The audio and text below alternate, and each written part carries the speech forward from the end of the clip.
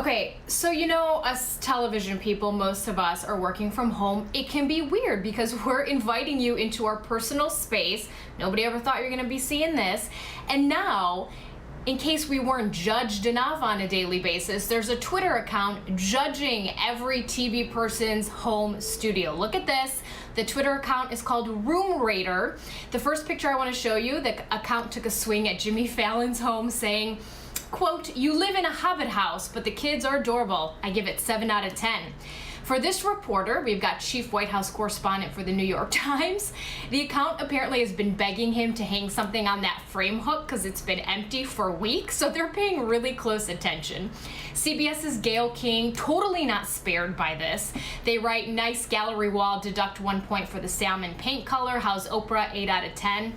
By the way, they were also complaining that Gayle's pictures are all crooked and all the OCD people were freaking out. The account owner, I actually reached out to him or her and I was like, hey, I'm gonna feature your account on the show tomorrow. And they said, hey, it's just supposed to be for fun. So I sent them a screen grab of my home studio. He gave me 8 out of 10. I think he likes my map, but I read the comments about my home studio and let me tell you, I got ripped to shreds. First of all, people are saying that my eyes look stoned. This television set, I moved it back, but I had moved it over here and it was blocking the doorway so you guys can see the uplift sign. They were really mad about that I'm blocking the doorway. It's just, you have to go to this account. It's hilarious. They can be kind of intense, you might say. This next story may be all the proof we need that we miss teachers teaching our kids. Try not to laugh, I dare you. Jennifer Charles posted this picture on Facebook. She writes, a nurse's 9-year-old daughter left this on the sidewalk by their house so she could see it when she got home from the hospital. Super cute. Now her daughter mixed up the letters E and O. So clearly that's supposed to read, a hero lives here. So we're desperately calling our teachers back. We need you. And speaking of kids, if you're looking for a way to keep them busy, of course you are, how about this? This tweet in from Duncan Gillespie, he writes, just froze the kids' toys in ice and gave them only spoons to feed them. Time for a bacon sandwich and some coding. Bravo, Duncan, bravo. And I've got one last picture to hopefully put a smile on your face this morning. This picture making its rounds on Facebook. It's a police cruiser in Pharr, Texas, also obeying the rules and wearing its own mask. So a nice reminder to stay safe, wear that mask if you got one. Back to you. I know what that dad means. You got to find creative ways to keep those kids busy. I'm telling you. You can print out, by the way, you can print out coloring pages, a whole book of coloring pages. I've done that. The kids enjoy it. Buys you some time. Yeah, that's smart. Work on getting in between the lines there. Thanks, Jenny. This first story might make you laugh. Show the picture. Look closely. Get it? You, like the sheep? Anyways, a flock of sheep, flocked over to a local McDonald's over in the United Kingdom. Looks like they didn't get the memo that the restaurant was, closed. We get it. We're all having fast food withdrawals right about now. But the funny part is, if you look really closely on the picture, it kind of looks like the sheep are following social distancing rules while waiting, kind of all 6 feet apart there.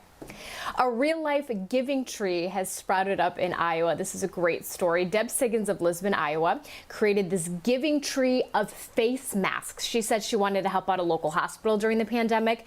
She felt like knitting was a gift that she had that she could use to help other people. Deb, by the way, pays out of her own pocket for all the materials. So far, she says she's made about 400 masks, 100 of which were for the local hospital.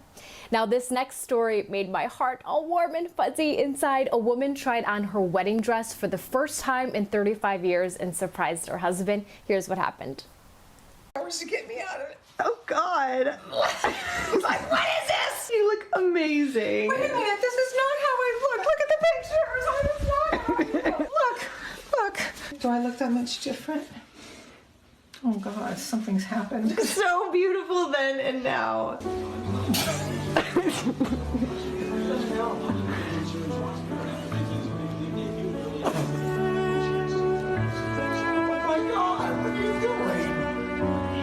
Here comes Brian. Here I come. You still want me? Honey. Oh my God. I'm gonna cry.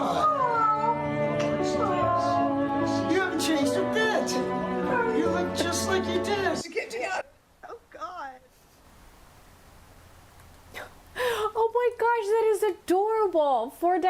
4 decades later, you could just see how like emotional he got seeing her. So that's Pat Trinkle, by the way, decided to pull out her 1985 gown. You can tell what era that's from after doing some wedding dress shopping with her daughter. Her daughter's wedding, unfortunately, postponed, but hopefully her daughter's future husband responds the same adorable way.